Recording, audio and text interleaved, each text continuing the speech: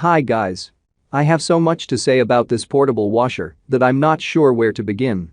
I had high hopes for this, the appearance is very cool, it looks really neat, so I was hoping that it would work well too, which actually it does. It will certainly get your clothes clean, so that is not my issue. My issues are with the design itself and the fact that I found this to be not extremely user-friendly. First, the title is a little misleading. This is not a washer and a dryer, this is a washer with a spin cycle so that your clothes are not soaked and you can either line dry them or dry them regularly. The instructions that are included could be elaborated on, that's why I wanted to show a video review of us trying it the first time, so hopefully we answer any questions that other people might have. The cord is a little short, grounded 3-prong cord, and the drain hose is definitely too short, but it does look like you could add another hose onto it, but I'm not 100% on that. So here we go step by step. Figure out what you want to wash and choose wisely on your size or at most maybe 3 towels. To make sure your clothes come clean, you don't want to overload it, just like any other washer. We had to start with this on the ground because we had to have gravity on our side to fill it with the intake hose. The hose fits nicely into the top of the machine and it is clearly labeled, but when you go to fill it with your faucet, you have to hold it on there very carefully or you will get sprayed. It does work though, but some kind of rubber grommet or something to hold it on the faucet would help a lot. After it is full, at least for us, we had to lift it up onto the counter.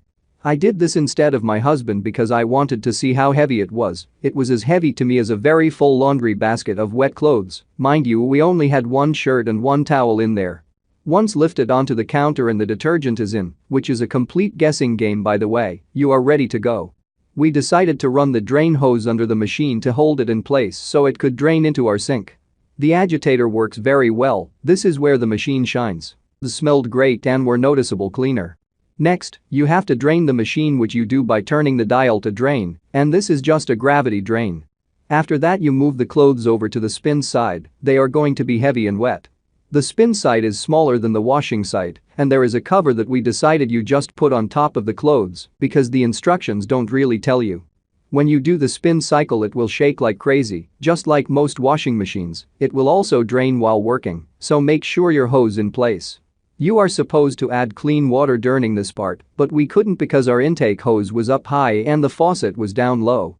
The directions say to run the spin cycle before you add the water, so we figured the only way it would work for us is if we added the water with a pitcher or something. There is a safety mechanism for the spin cycle so that when you lift the lid it stops, which is good. I should note here too that for some reason on that side of the washer, the lid won't go down all the way, but it still worked and didn't seem to be an issue. After the spin, and I believe spin it again, then you can dry it with whatever method you choose. So all that being said, I'm not sure this is going to help me any. I thought maybe we could use it for long camping trips, but I'm not sure there is a good way to do that doesn't involve dumping soapy water on the ground, which isn't cool. If you're in a dorm, I'm just speculating here because I've never been in a dorm, I lived off campus when in college, or maybe if you have a very small home and not a lot of laundry, this might be a great solution for you. Your clothes will get clean with this, that is for sure, you just have to put forth the effort and figure out a good solution for